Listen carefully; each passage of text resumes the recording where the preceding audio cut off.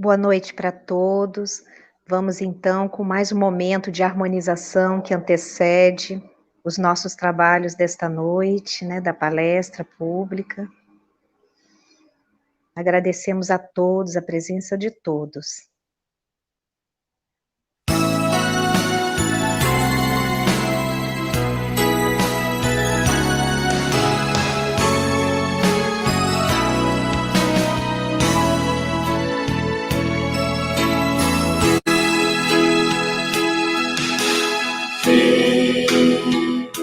O vento balança a copa das árvores, os pássaros cantam melodias suaves, só pra aliviar nossa dor, aliviar a dor.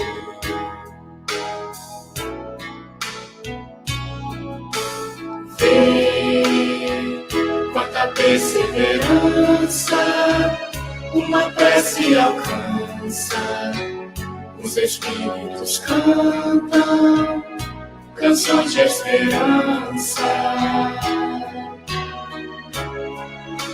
só pra aliviar nossa dor,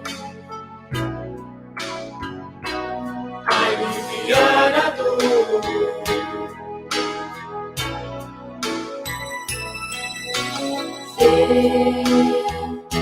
O vento balança a copa das árvores, os pássaros cantam melodias suaves,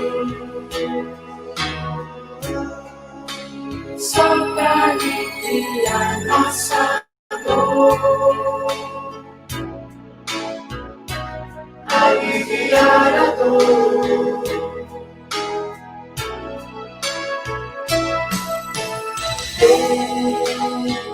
Quanta perseverança uma prece alcança, os espíritos cantam canções de esperança, só pra aliviar nossa dor, aliviar a dor.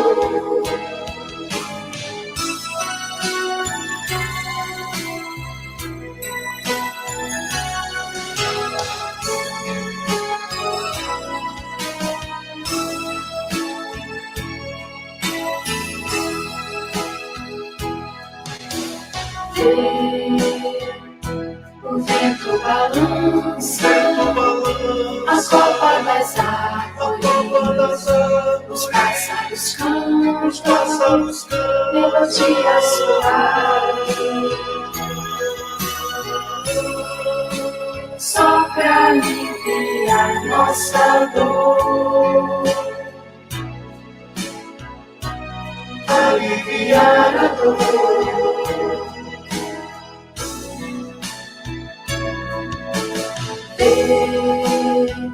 Quanta perseverança uma prece alcança, os espíritos cantam canções de esperança, só pra aliviar nossa dor, aliviar a dor, só pra aliviar nossa dor, aliviar a dor.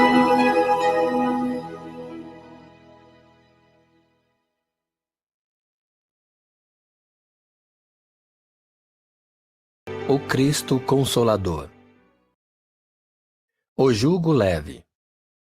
Vinde a mim, todos vós que sofreis e que estáis sobrecarregados, e eu vos aliviarei. Tomai meu jugo sobre vós, e aprendei de mim, que sou brando e humilde de coração, e encontrareis o repouso de vossas almas, porque meu jugo é suave e meu fardo é leve.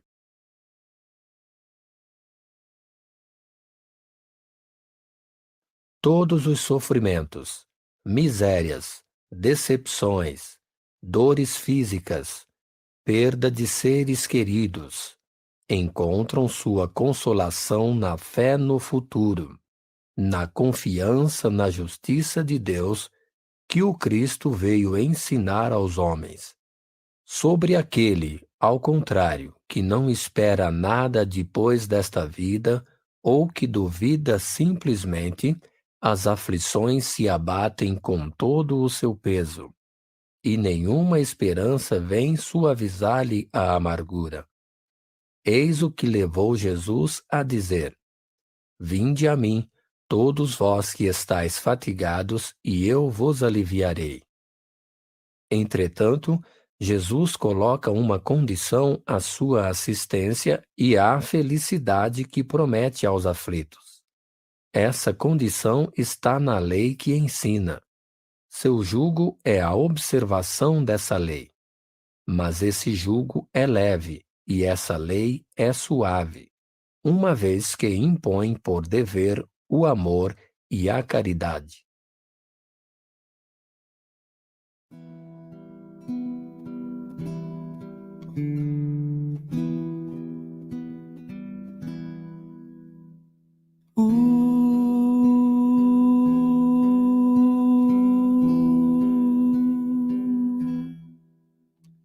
Pés descalços, mãos marcadas, moradores das calçadas, esquecidos como a própria noite. Rosto triste, olhar tão raro, na esperança de um amparo, o silêncio mostra a própria dor.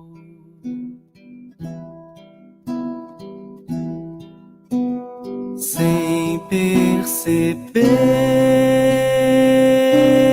perceber, finjo não ver e prefiro evitar. Preciso ter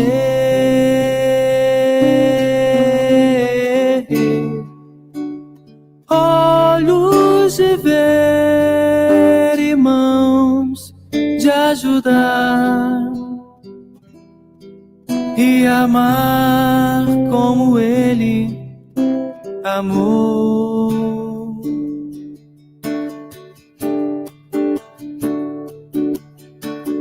Pés descalços, mãos marcadas, Jesus Cristo nas calçadas, esquecido como a própria noite.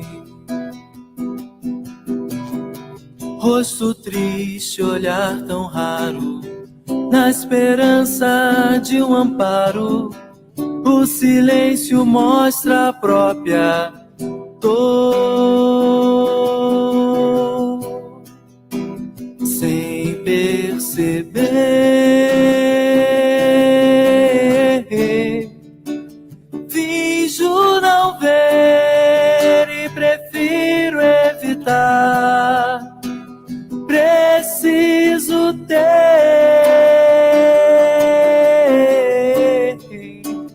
olhos de ver e mãos de ajudar e amar como Ele amou.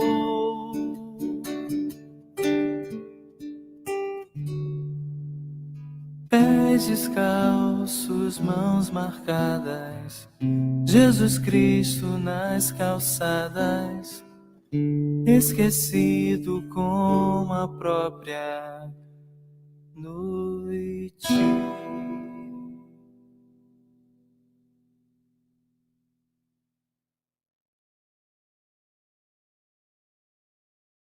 A fé, mãe da esperança e da caridade. A fé, para ser proveitosa, deve ser ativa. Não deve se entorpecer. Mãe de todas as virtudes que conduzem a Deus, deve velar atentamente pelo desenvolvimento das filhas que dela nascem. A esperança e a caridade são consequência da fé. Essas três virtudes são uma trindade inseparável. Não é a fé que dá a esperança de ver cumprirem-se as promessas do Senhor? Porque, se não tendes fé, que esperais? Não é a fé que dá o amor? Divina inspiração de Deus, desperta a fé todos os nobres instintos que conduzem o homem ao bem.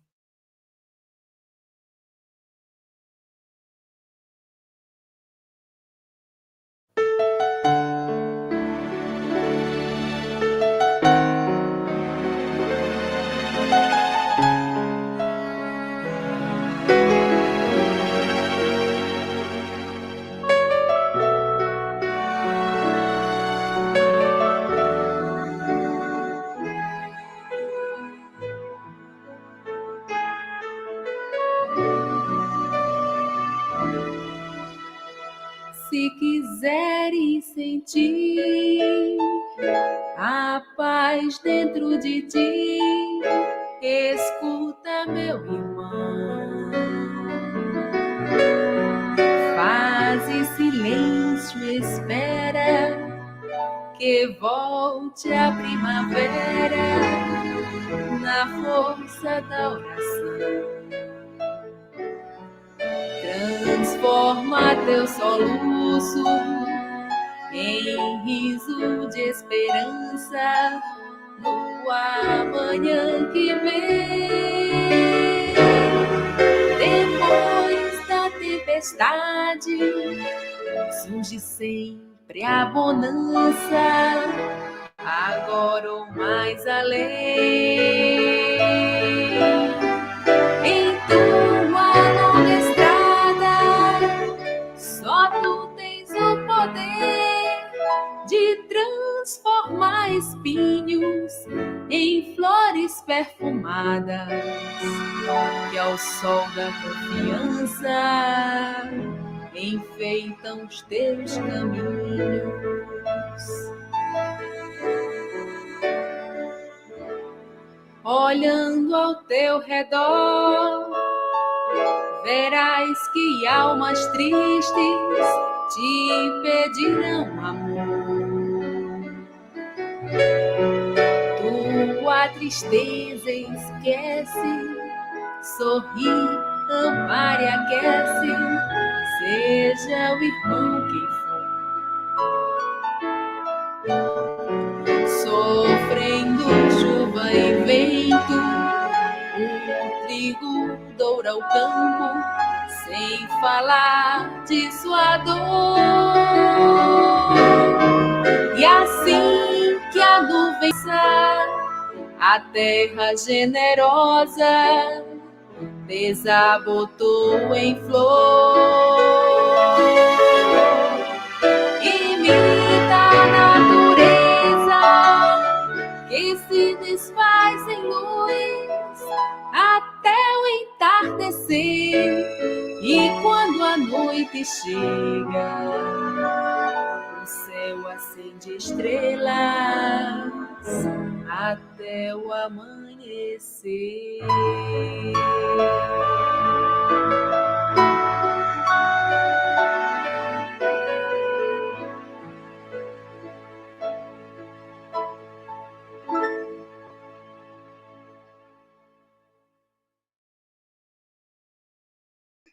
Boa noite a todos mais uma vez. Vamos então dar início com a leitura de página do livro Pão Nosso, capítulo 113, Tua Fé.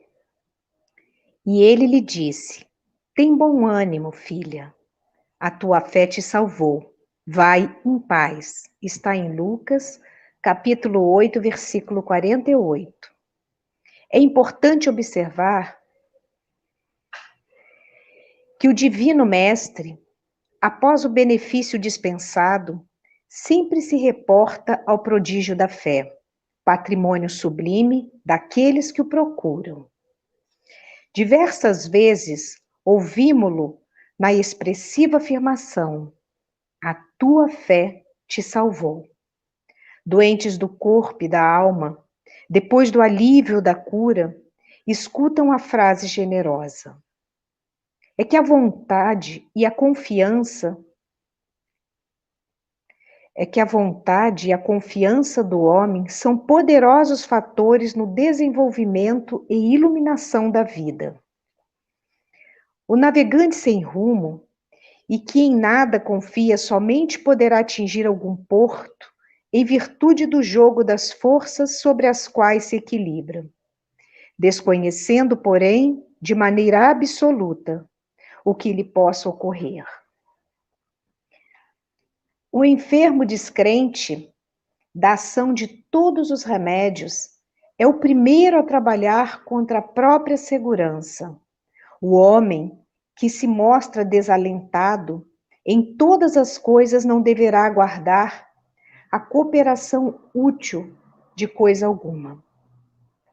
As almas vazias, embalde, reclamam o quinhão de felicidade que o mundo lhes deve. As negações em que perambulam transformam-nas perante a vida em zonas de amortecimento, quais isoladores em eletricidade. Passa corrente vitalizante, mas permanecem insensíveis. Nos empreendimentos e necessidades de teu caminho, não te isoles nas posições negativas. Jesus pode tudo. Teus amigos verdadeiros farão o possível por ti. Contudo, nem o mestre, nem os companheiros realizarão em sentido integral a felicidade que ambicionas, sem o concurso de tua fé, porque também tu és filho do mesmo Deus, com as mesmas possibilidades de elevação.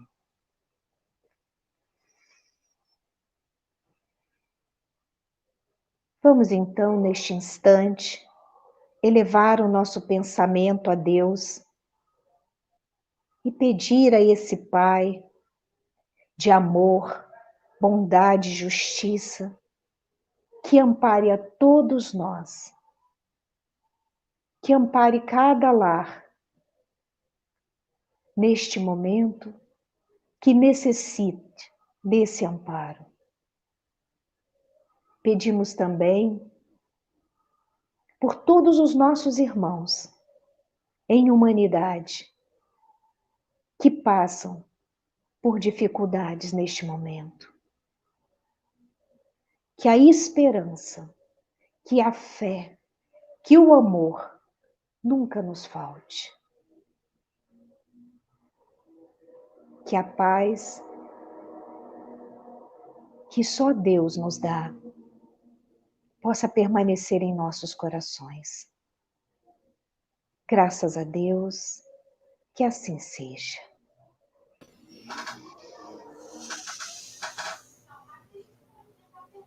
Então, essa noite nós temos o nosso querido Marcos de Mário, mais uma vez aqui conosco, lá do Rio de Janeiro, e ele vai estar nos falando, né, sobre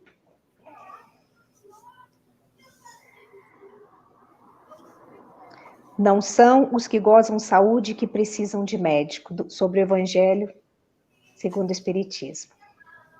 Pode falar, Marcos, a palavra é sua. Muito obrigada. Eu que agradeço, Cristina, agradeço a todos aí do Grupo Espírita Allan Kardec de Vassouras e desejo que todos que vão aqui nos acompanhar, que possam estar envolvidos pela doce paz do nosso Mestre Jesus, num tema que é muito importante para todos nós, com toda a certeza. E que o nosso Mestre nos abençoe, hoje e sempre, e em especial neste momento em que a internet está nos facultando podermos estar juntos, já que estamos em isolamento social, estamos às voltas com esse novo coronavírus, mas a humanidade progrediu, e nós espíritas estamos descobrindo as novas tecnologias para podermos manter as nossas atividades até que possamos voltar ao presencial. E, aliás, voltar ao presencial, mas sem abandonar, né, o virtual que nós aprendemos a utilizar agora. E quero também dizer a todos que estão aqui participando através do YouTube. Eu estou aqui acompanhando os comentários, estou vendo aqui na minha tela, que eu vou fazer, então, a palestra, mas como nós temos uma ferramenta aqui interativa, aqueles que quiserem fazer perguntas dentro do tema podem fazer. Basta digitar aí no comentário a sua pergunta e eu vou reservar uns 15 minutos finais, pelo menos, para responder, então, as questões que forem apresentadas aqui nos comentários, tá bom? Então, fiquem à vontade para fazer essa participação. Pois bem, nós vamos tratar de um tema que está lá em Mateus, no capítulo 9, versículos 10 a 12. Lembrando que Mateus foi um dos discípulos do nosso mestre Jesus e também é um dos 4 evangelistas, ou seja, um dos 4 que escreveram sobre a vida e os ensinos do mestre Jesus. Mateus, Marcos, Lucas e João. Então, neste capítulo 9, versículos 10 a 12, Mateus, então, consignou a seguinte passagem acontecida com Jesus em sua época, e estamos nos referindo a pouco mais de 2000 anos. Então, abrindo aspas, diz aqui Mateus: E aconteceu que, estando Jesus assentado à mesa numa casa, eis que, vindo muitos publicanos e pecadores, se assentaram a comer com ele e com os seus discípulos. E vendo isto, os fariseus diziam aos seus discípulos: Por que come o vosso mestre com os publicanos e pecadores? Mas, ouvindo-os, Jesus disse: Os sãos não têm necessidade de médico, mas sim os enfermos. Vamos, então, primeiramente, fazer o entendimento desta passagem trazida aqui por Mateus, que era um publicano. Mateus, ou Levi, como ele também era chamado, Mateus era um judeu que cobrava do seu próprio povo os impostos que eram do Império Romano.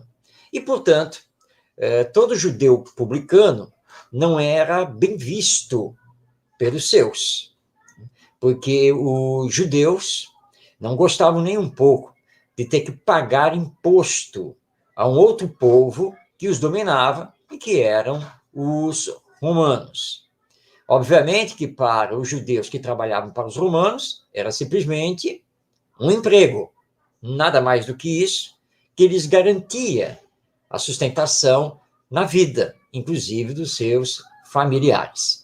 Mas os fariseus, que eram na época os doutores da lei, que dominavam o templo de Jerusalém, as sinagogas espalhadas por todas as vilas e cidades, eles que eram os responsáveis pelas interpretações da Torá, ou seja, né, dos livros que compõem o que hoje nós conhecemos como Velho Testamento na Bíblia, os fariseus, que dominavam religiosamente e administrativamente o povo de Israel, eles não viam com bons olhos os publicanos e nem o que eles chamavam à época dos pecadores, ou seja, homens e mulheres de má vida, aqueles que não seguiam os preceitos religiosos, as formalidades, os rituais, aqueles outros que não tinham um emprego fixo, os pobres, as prostitutas e assim por diante. Mas Jesus, nosso querido mestre, veio aqui à Terra para nos ensinar a lei de amor. Para ensinar a lei de amor, antes de mais nada, ele precisava exemplificar que todos nós somos irmãos, todos nós somos filhos de Deus. E que, portanto, nós não podemos e não devemos fazer nenhum tipo de discriminação. Nós temos que lutar contra isso. Temos que lutar contra os preconceitos de toda e qualquer ordem. O que não acontecia à época. Os judeus fanáticos, os fariseus religiosos, eram extremamente preconceituosos e discriminatórios, mesmo entre eles. Então, Jesus veio para quebrar esse paradigma. E, portanto, quando ele se assentou para se alimentar junto com seus discípulos, ele aceitou que qualquer outra pessoa se assentasse à mesa para partilhar também daquela refeição. E os fariseus ficaram indignados porque Jesus aceitou a companhia tanto de publicanos, judeus cobradores de impostos, como também do povo, de qualquer um do povo. Daí, então, a pergunta que eles fazem aqui aos discípulos do Mestre, que eles não tiveram coragem de se dirigir diretamente a Jesus. E pergunta, então, para os discípulos, por que o Mestre de vocês está sentado à mesa com gente de má vida, com pessoas que, na verdade, não seguem como deveriam seguir a lei mosaica? Mas Jesus ouviu, e ao ouvir, ele dá a resposta, que é o tema do nosso estudo de hoje. Não são os que gozam de saúde que precisam de médico. É fato. Não há quem se contraponha a esta colocação do nosso Mestre Jesus. Porque quando nós estamos bem de saúde, quando estamos sem nenhum problema, de fato, nós não precisamos procurar um médico. Nós não precisamos pegar a vaga de uma outra pessoa para fazer lá uma consulta ou um exame do qual nós não temos nenhuma necessidade, por nada estarmos sentindo fisicamente e estarmos levando muito bem a nossa existência terrena. Então, aqueles que estão com a saúde boa, gozam de uma boa saúde, não precisam de médico. Mas aqueles que têm problemas orgânicos, aqueles que têm problemas psíquicos, os que, enfim, têm problemas na área da saúde, seja física ou mental, esses precisam de médico. E Jesus é o médico das almas. Embora ele tenha feito muitas curas de ordem material, porque ele curou cegos, leprosos, paralíticos e assim por diante, mas ele não veio ao nosso mundo para isso.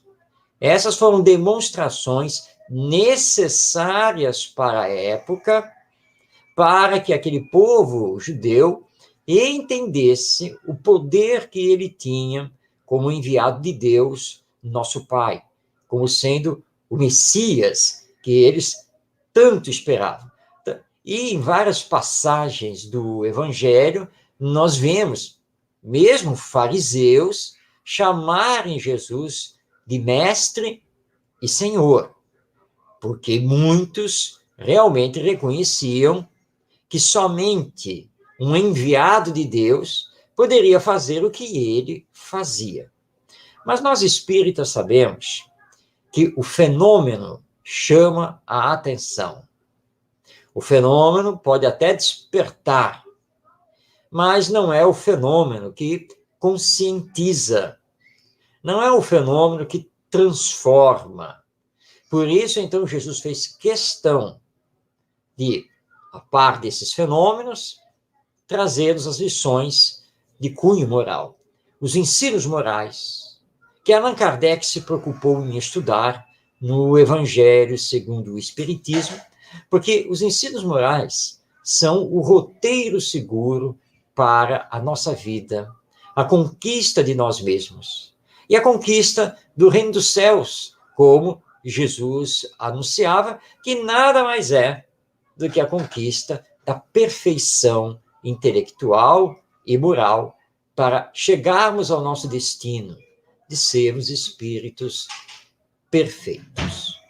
Mas nós entendemos, à luz da doutrina espírita e do próprio Evangelho, que nós não somos ainda espíritos perfeitos. Estamos muito longe disso. E também entendemos com a doutrina espírita que Jesus não veio para os egoístas, orgulhosos, hipócritas. Ele não veio para esses. Também não veio para aqueles que já estão no caminho do bem, porque esses já estão no caminho. Esses já estão a caminho. Jesus veio para os pobres, para os doentes, os deserdados do mundo. Jesus veio para os humildes e que efetivamente querem ser salvos. É para esses que Jesus veio. Na antiga Judéia, da sua época, nós vamos encontrar um quadro de extrema miséria. Nós vamos encontrar uma sociedade de analfabetos, camponeses, ligados à pecuária e à agricultura, e sob um domínio feroz do Império Romano. Eles eram humilhados, subjugados, levados à pobreza, muitas vezes extrema. E Jesus veio para esses, para todos esses. Ele não veio para os que estão sentados nos tronos. Esses terão a sua vez. Mas ele veio trazer a lei de amor. E com a lei de amor, nos curar. Não o corpo, a alma imortal que nós somos, ou o espírito que nós somos, e que estamos aqui na Terra, presentemente, reencarnados. Porque o Espiritismo, além de nos mostrar que somos almas imortais e que a vida continua após a morte do corpo, o Espiritismo nos revela também a reencarnação, o nascer de novo, que Jesus ensinou, que esta não é a nossa primeira existência e nem será a última, enquanto tivermos necessidade de realizar aprendizados neste mundo material da humanidade terrena, nós teremos ainda tantas outras existências quantas nos forem necessárias. É assim que a nossa evolução vai ocorrendo. Então, o que precisamos para estarmos com Jesus e seguirmos os seus ensinos? Nós precisamos de humildade. Nós precisamos fazer o desenvolvimento dessa virtude, compreendendo que não somos nada. Nós somos um grão de areia na poeira do universo. Mas somos muito perante Deus, porque somos seus filhos amados, seus filhos que já estão num estágio de progresso, onde já alcançamos consciência de nós mesmos, onde já temos o uso do livre-arbítrio, onde já assumimos as responsabilidades e consequências daquilo que fazemos em cada existência. Então, com essa consciência, e que aprendemos com o Espiritismo, que revive as lições do nosso Mestre Jesus, nós podemos, então, seguir em frente com uma fé maior. Mas os Espíritos nos informam que, como todos somos ainda imperfeitos, nós podemos ser classificados como almas enfermas, porque ainda somos dotados de muitos vícios. Muitas vezes nos deixamos levar por paixões. Ainda precisamos desenvolver muito também a inteligência. Precisamos muito desenvolver o senso moral. Então, somos almas enfermas. E as nossas enfermidades, elas vêm do passado e também da atualidade. Porque no aqui e agora, no hoje desta existência, nós também, quantas vezes, nos comprometemos com a lei divina, realizando escolhas erradas, não pegando o caminho do amor ao próximo. Então, nem tudo que nós sofremos aqui na Terra, nem todos os problemas que nós temos, as dúvidas que nos assolam, vêm de existências passadas. Há também o que é desta existência. Mas Jesus é o médico das nossas almas. Então, se ele é o grande médico das nossas almas, de certo que ele nos trouxe os remédios, os medicamentos, os quais nós necessitamos. Todos esses medicamentos, eles fazem parte do diagnóstico maior ou do tratamento maior, que é a lei de amor. Nosso querido benfeitor espiritual Emmanuel, através da bendita mediunidade do nosso Chico Xavier, na obra Livro da Esperança, no seu capítulo 78, ele nos traz um texto magistral que ele intitulou Ante o Divino Mestre, comentando este tema. Não são os sãos, não são os que gozam de saúde que necessitam de médico.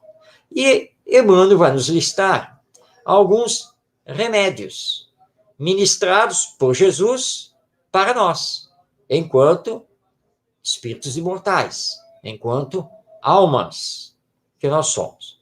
Vamos então conhecer alguns desses remédios que foram dados por Jesus e anotados pelos 4 evangelistas na formação do Novo Testamento, ou seja, do Evangelho. Diz então Emmanuel: nas perturbações do egoísmo, o remédio de Jesus: faz aos outros o que desejas que os outros te façam. Então, quando estamos nos deixando levar muito pelo egoísmo, quando nos criticam que estamos muito egoístas e que estamos pensando só em nós mesmos e sem medir as consequências para os outros, nós precisamos, então, lembrar desse remédio de Jesus. Faça ao outro somente aquilo que você gostaria que o outro lhe fizesse. Porque quando nós nos aplicamos essa lição, que é o remédio para a nossa alma, no combate ao egoísmo, e aí então nós vamos entender que não podemos pensar somente em nós. Nós vamos pensar também no outro, ou melhor dizendo, nos outros.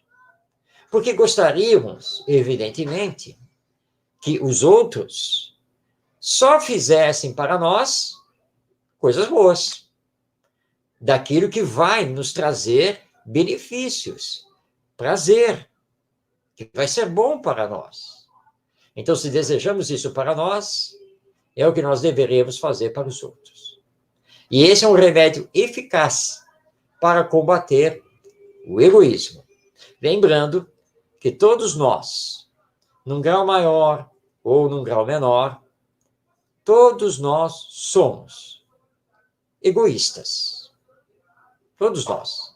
Porque somos almas enfermas, espíritos imperfeitos. Então, não podemos bater no peito para dizer que já vencemos o egoísmo. Neste mundo de expiações e provas, é muito temerário fazer esse tipo de afirmação. Nem mesmo Paulo de Tarso, este nosso grande pregador do Evangelho, apóstolo dos gentios, homem de extremada fé, nem ele ousou fazer essa afirmação. E, pelo contrário, ele disse que ele ainda era um homem e que o bem que ele gostaria de fazer, nem sempre ele conseguia. E o mal que ele lutava por não fazer, às vezes ele fazia. porque ele se reconhecia ainda um espírito imperfeito. Então, esse autoconhecimento, esse autorreconhecimento é muito importante.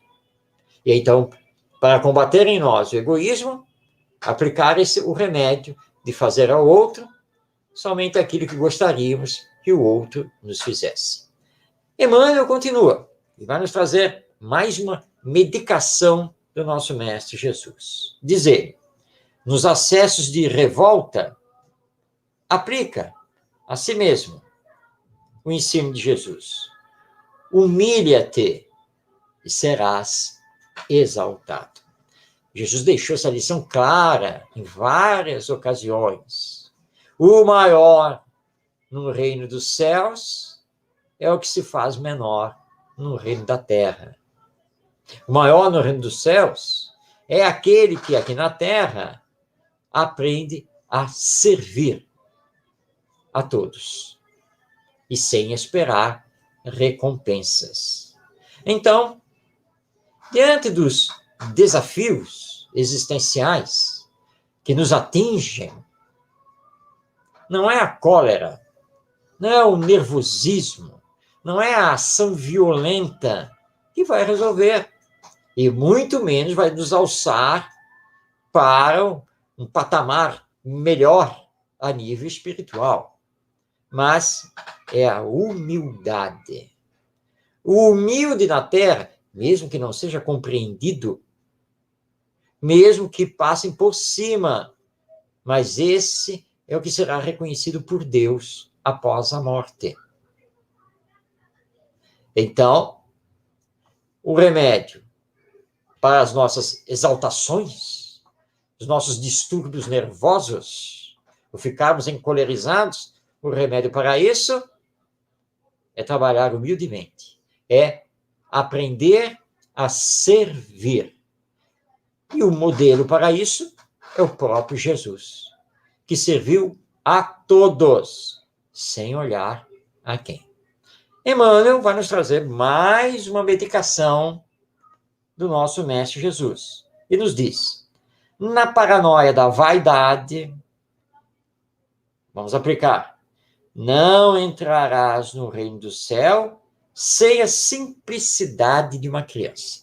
Aqui Emmanuel faz referência àquela famosa passagem do Evangelho, quando Jesus diz, deixai vir a mim as criancinhas, ou os pequeninos, porque haviam muitas crianças acompanhando suas mães, que estavam ali para ouvir a pregação de Jesus, e quando Jesus terminou de falar, as crianças estavam alvoroçadas, e muitas se aproximaram, querendo chegar junto ao Mestre.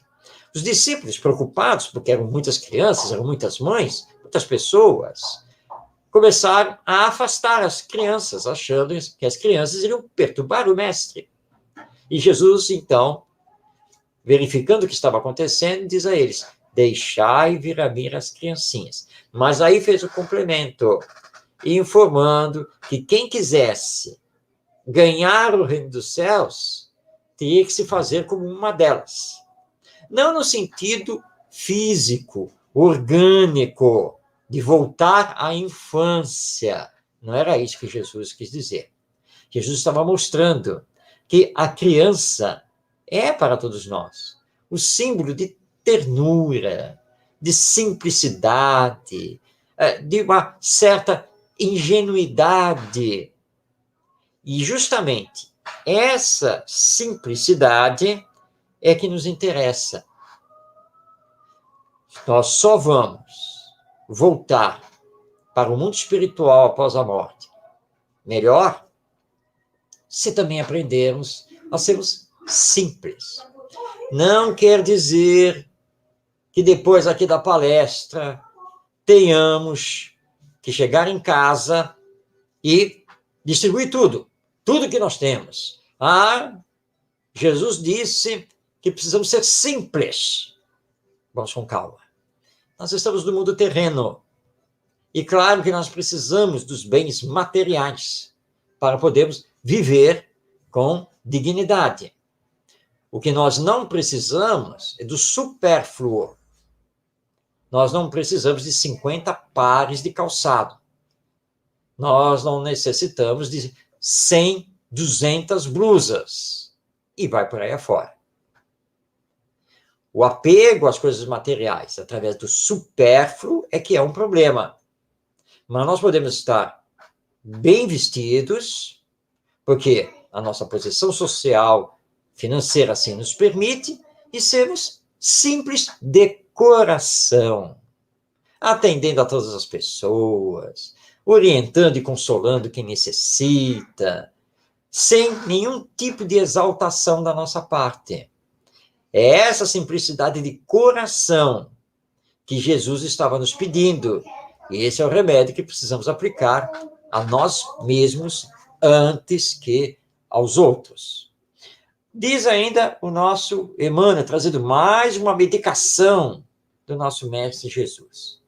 Na paralisia de espírito, por falsa virtude, é só aplicar o seguinte remédio. Se aspiras a ser o maior, sê no mundo o servo de todos. Falsa virtude. A hipocrisia que ainda assola a humanidade. E quantas vezes nós mostramos aos outros aquilo que, em verdade, não somos. Como diz o próprio Emmanuel em outro texto, nós somos apenas o rótulo, mas não somos o conteúdo. E Jesus conclama para que sejamos conteúdo, e não rótulo. Que além de sermos fraternos, solidários e assim por diante, no centro espírita, mas sejamos isso também em família, no reduto doméstico. Sejamos assim também onde trabalhamos com os nossos colegas de profissão. Sejamos assim onde estudamos, seja no colégio, seja na universidade. Sejamos assim no supermercado. Sejamos assim na via pública. Não podemos ser simplesmente um rótulo. Então, temos que ser, efetivamente, o conteúdo. E para sermos esse conteúdo, para combater a hipocrisia, nós precisamos, então, usar o remédio do serviço. Servir. E quem mais serviu, senão o próprio Mestre Jesus? Que incansavelmente, durante o seu apostolado, percorreu a Judéia, percorreu a Palestina, pregou em diversos vilarejos, esteve mais de uma vez em Jerusalém, a grande capital judaica, não poupou esforços, mas nunca se colocando acima de ninguém. Quando o fariseu, o doutor da lei, chega para ele e diz assim, mestre, tu que és bom. E aí Jesus, na mesma hora, ele interrompe o doutor da lei e diz assim, bom, não. Bom somente o Pai que está nos céus. Mestre, sim. Então ele não aceitou sequer ser chamado de bom, colocando isso exclusivamente a Deus, nosso Pai e Criador. Então, temos que aprender a servir. Esse é o grande remédio para a nossa enfermidade espiritual da hipocrisia, da falsa virtude. Mas continua Emmanuel e nos diz aqui o seguinte, nos quistos mentais do ódio. Qual é o remédio? Ama os teus inimigos. Porque quando Jesus dá a lição que devemos amar a Deus acima de todas as coisas e ao próximo como a nós mesmos, depois ele complementa.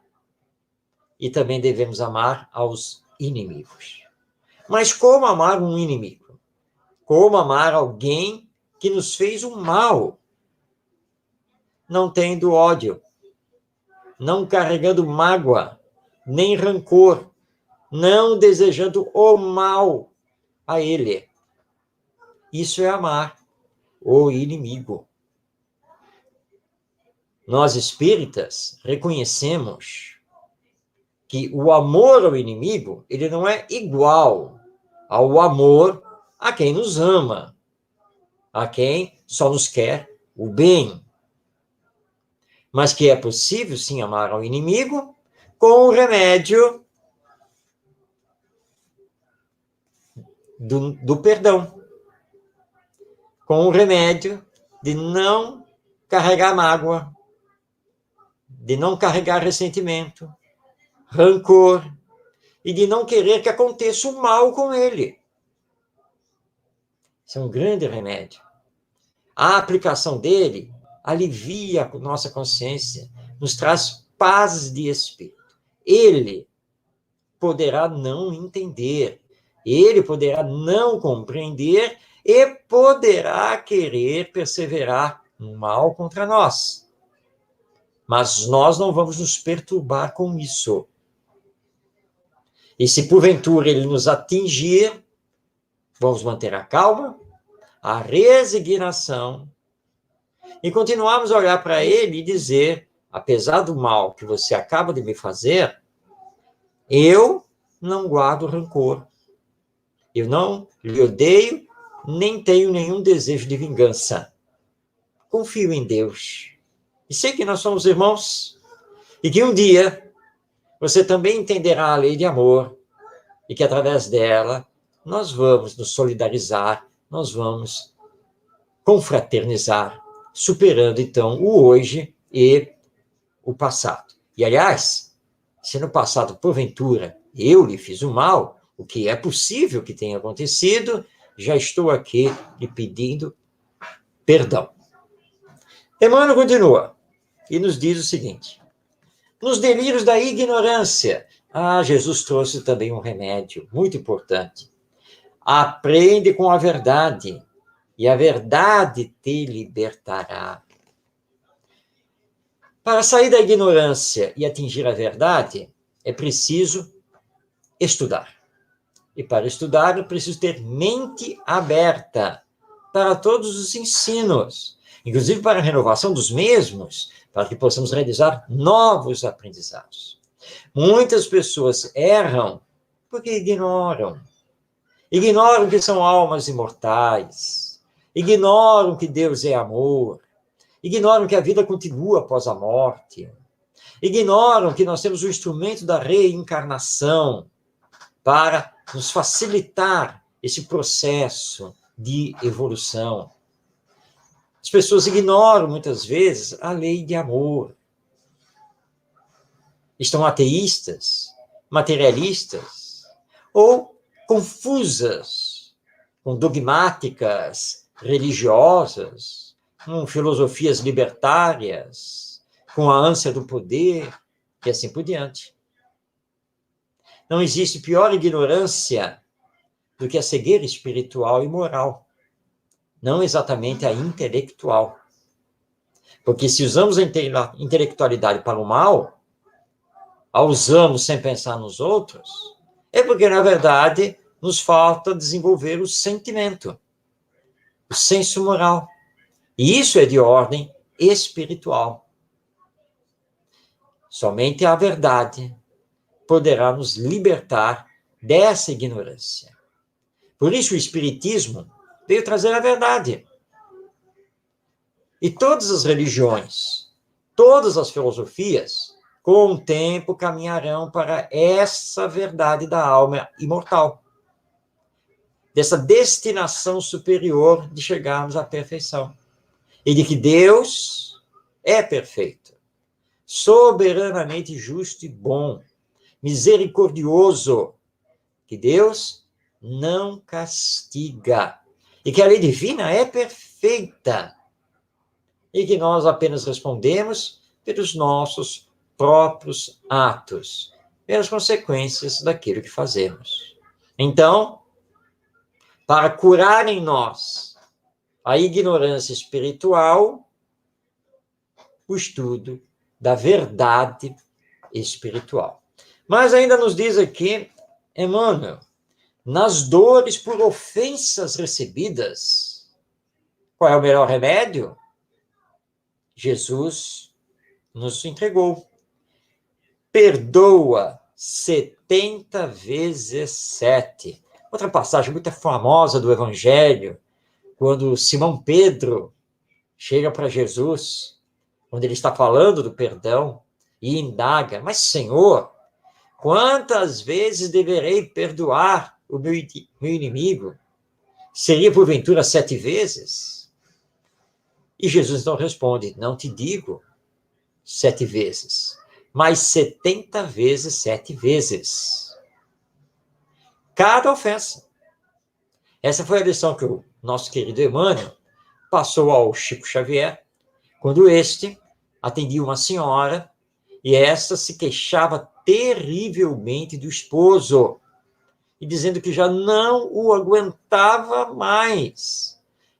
Chico lembrou da lição do nosso Mestre Jesus e disse, mas minha irmã, nós precisamos perdoar 70 vezes 7 vezes, já nos disse Jesus. E a mulher então olha para o Chico e diz assim, mas Chico, eu já cansei de perdoar, eu já passei 490 vezes, faz é tempo. 490 vezes, que significa 70 vezes 7.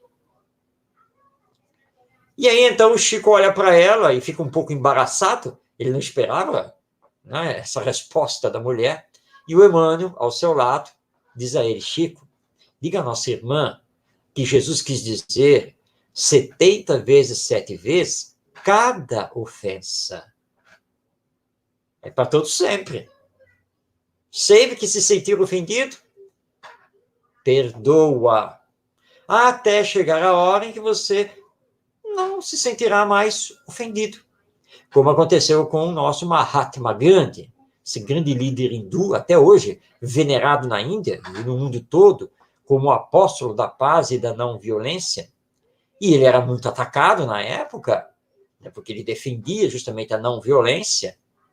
E vários jornalistas conversando com ele disseram, olha, você não vai responder ao fulano que está aí fazendo verdadeiros ataques contra você, falando até mentiras. E Gandhi disse, não, em absoluto, porque ele tem todo o direito de pensar diferente de mim, mas ele está lhe ofendendo. Então você está perdoando a ele? Ele falou, não, em absoluto também não estou perdoando.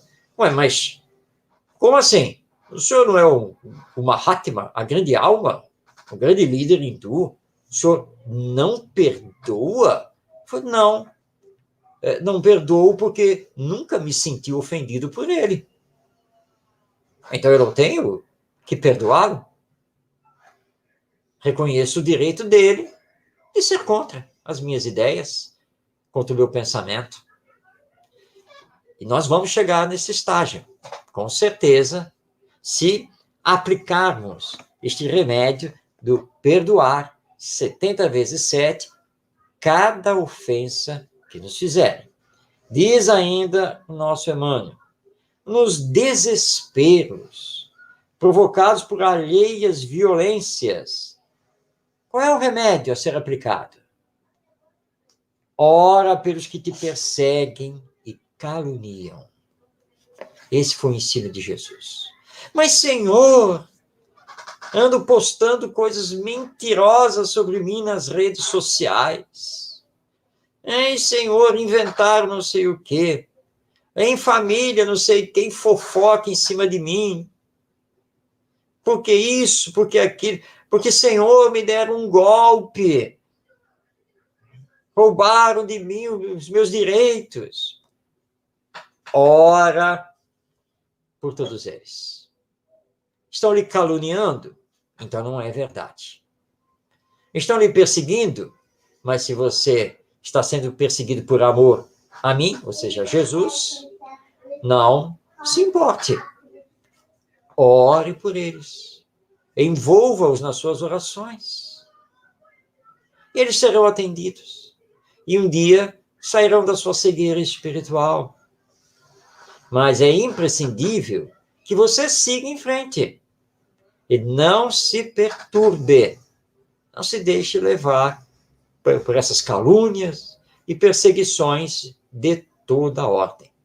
Allan Kardec, codificador do Espiritismo, em sua época, desde o lançamento do Livro dos Espíritos, em 1857, ele foi extremamente caluniado e perseguido, não apenas do púlpito das igrejas, mas pela imprensa.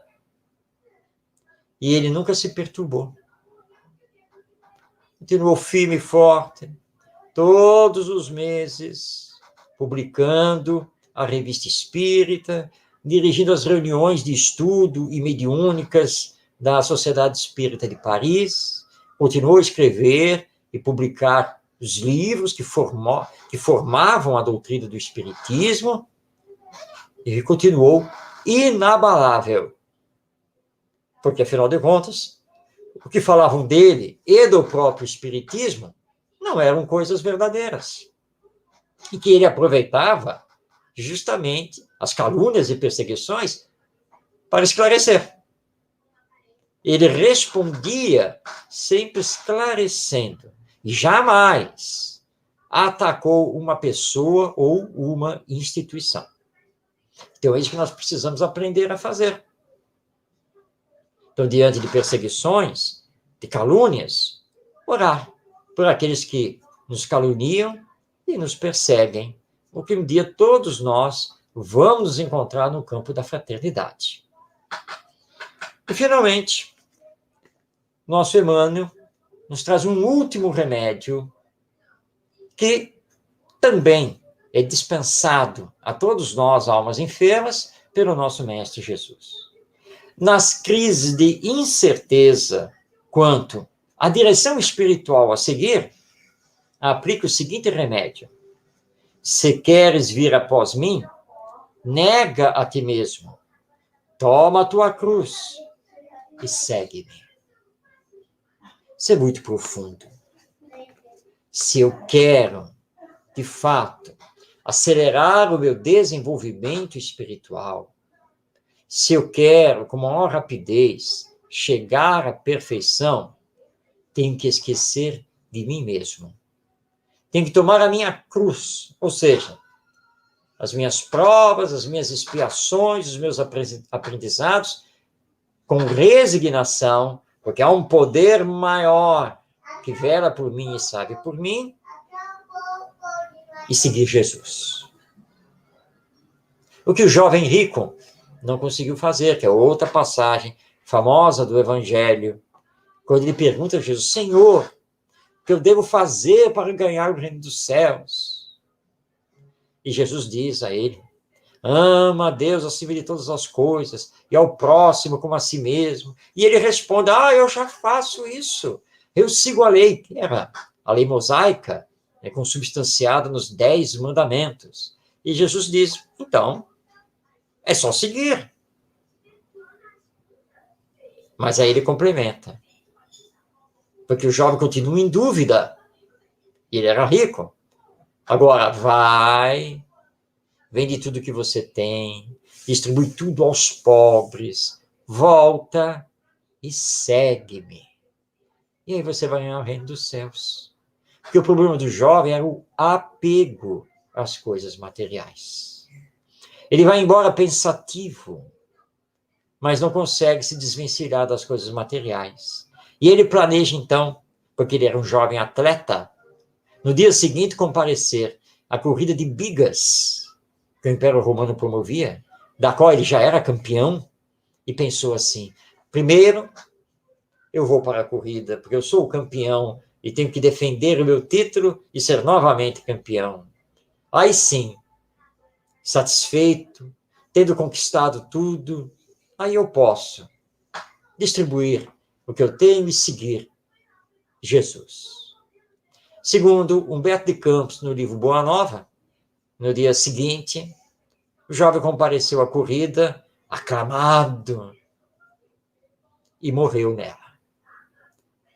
Sofreu um acidente, foi atropelado e desencarnou no ato. E perdeu a grande oportunidade.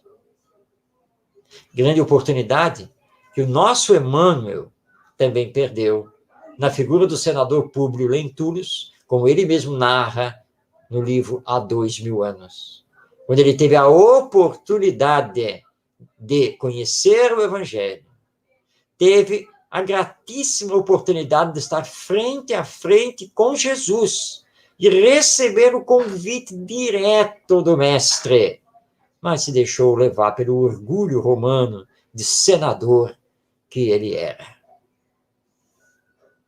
Quando o remédio, apresentado por Jesus, ministrado pelo Mestre, é negar a si mesmo, é se colocar humildemente, é se livrar do apego às coisas materiais, é não reclamar mais da vida, porque tudo que nos acontece tem a sua justa razão, tem a sua justa causa, e seguirmos Jesus, definitivamente.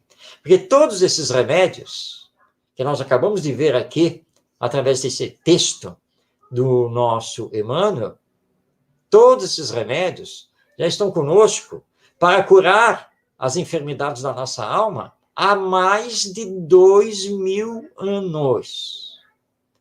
Quantas encarnações nós já tivemos aqui na Terra durante esse período? 10, 15, 20, 30. São tantas oportunidades que já tivemos para colocar em prática os ensinos do Evangelho, os remédios para as enfermidades da nossa alma. E nós ainda não conseguimos fazer isso. E agora estamos tendo uma nova oportunidade, porque pudemos conhecer o Espiritismo e recebemos essa mensagem novamente.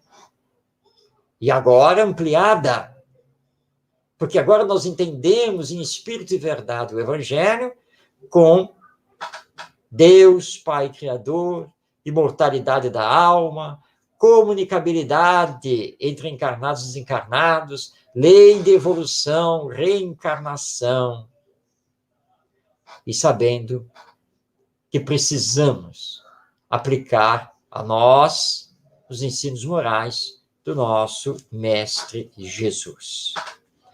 E mais, também sabemos com o Espiritismo que não estamos abandonados, que os espíritos superiores, cumprindo as ordens divinas, nos acompanham, velam por nós, nos auxiliam, mas também anotam e cadastram nos planos superiores da vida as nossas ações e reações. Por isso, eles sabem de nós. E Jesus sabe de nós. Deus sabe de nós.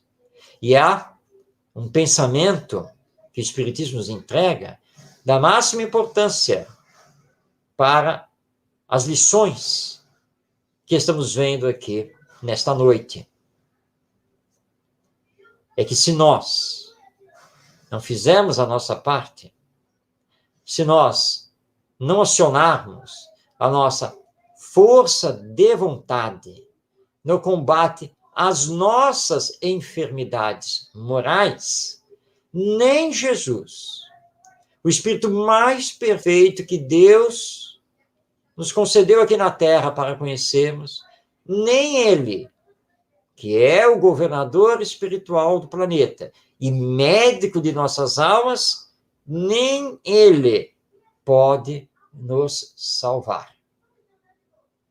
Somente eu posso me salvar. Então eu tenho que acionar o meu querer, a minha força de vontade, em combater em mim mesmo os vícios de toda ordem, em combater em mim as paixões que me desviam do caminho evolutivo, combater em mim o egoísmo e o orgulho, as duas grandes chagas da humanidade. Porque os remédios estão aí, mas que adianta eu tomar os remédios? Se vou continuar vivendo como sempre vivi? Se vou continuar lutando e manter a minha zona de conforto? Se vou tomar os remédios trazidos por Jesus, mas apenas de fachada, porque o meu comportamento não vai mudar. E neste momento em que estamos enfrentando essa pandemia, que está moralmente nos solicitando rever os nossos valores de vida, para ressignificarmos a família, quantas e quantas pessoas não estão querendo apenas e tão somente que essa pandemia passe para voltar à sua vida anterior. E pronto.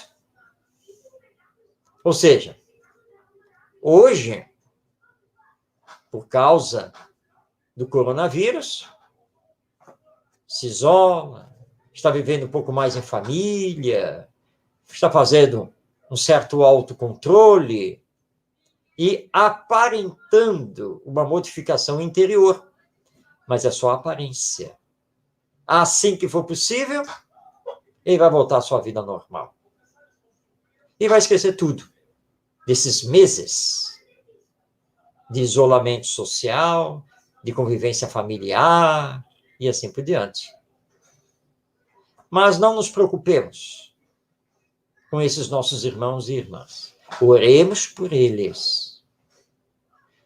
Nos trabalhemos para que sejamos bons exemplos. Porque o exemplo arrasta, mesmo que leve tempo. Então, nos trabalhemos. O Evangelho é um pedido muito profundo, individual. O Evangelho não é para os outros, o Evangelho é para mim. Não adianta eu trabalhar pela transformação moral dos outros se eu não me transformo, se eu não estou fazendo a minha parte. Aliás, recomendo a todos a leitura do excelente livro Obreiros da Vida Eterna, do nosso querido André Luiz, através da psicografia do Chico Xavier, que lá em Obreiros da Vida Eterna, nós temos diversos casos de obreiros, católicos, não católicos, tem lá espírita também, enfim, obreiros. E alguns estavam com problemas na hora da desencarnação, porque, embora recebendo o auxílio da equipe espiritual, eles tinham trabalhado pelos outros, mas não tinham trabalhado para si mesmos.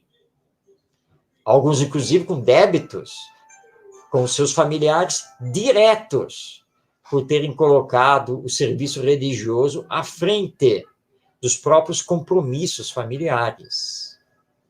Então, o Evangelho é para mim. O Espiritismo é para mim. Que adianta eu fazer esta palestra, escrever, publicar livros, dirigir atividades dentro do centro espírita, preocupado com os outros, em passar as lições da doutrina espírita para os outros, se eu sou um tirano doméstico, se eu sou um chefe insensível e não me modifico, mesmo com o Espiritismo. E aí vem um outro livro, muito importante de lermos e meditarmos, também pela mediunidade do Chico Xavier, mas de autoria do espírito Irmão Jacó, que é o livro Voltei, que é a história de um líder espírita que retorna à pátria espiritual e depois vem através do Chico Xavier para nos contar o que aconteceu com ele, reconhecendo que ele era rótulo, ele não era conteúdo.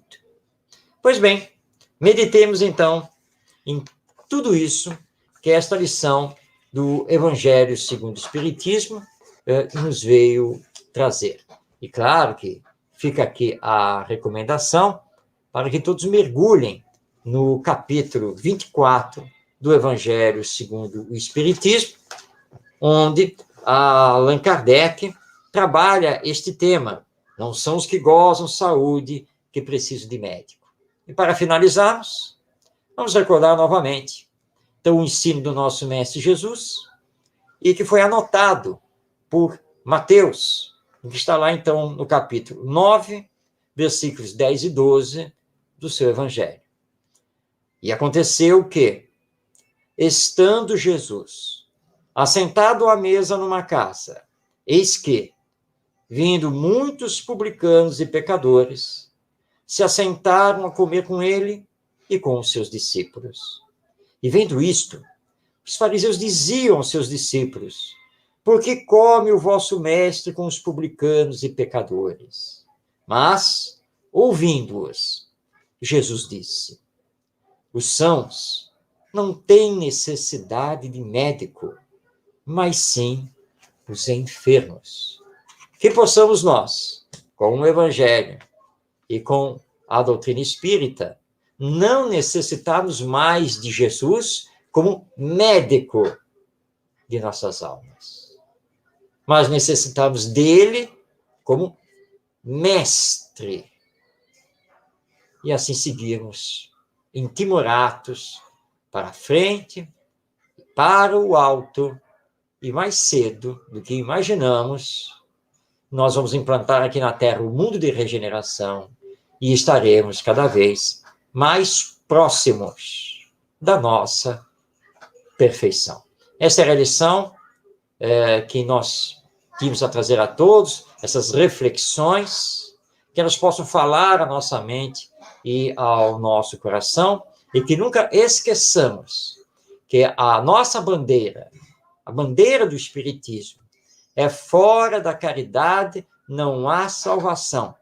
E é através, portanto, da caridade que mais nós estaremos com Jesus e mais estaremos perto da perfeição. Muito obrigado por esta bendita oportunidade. Que Deus, nosso Pai, nos abençoe hoje e sempre. Que a paz e o amor do nosso Mestre Jesus sejam sempre conosco. E que em próxima oportunidade, não apenas virtualmente, mas quem sabe presencialmente, possamos estar todos juntos. Paz em todos os corações. Muito obrigado, Marcos de Mário. Belíssima palestra. E vamos então fazer a nossa prece final, elevando mais uma vez os nossos pensamentos a Deus e agradecendo por esta oportunidade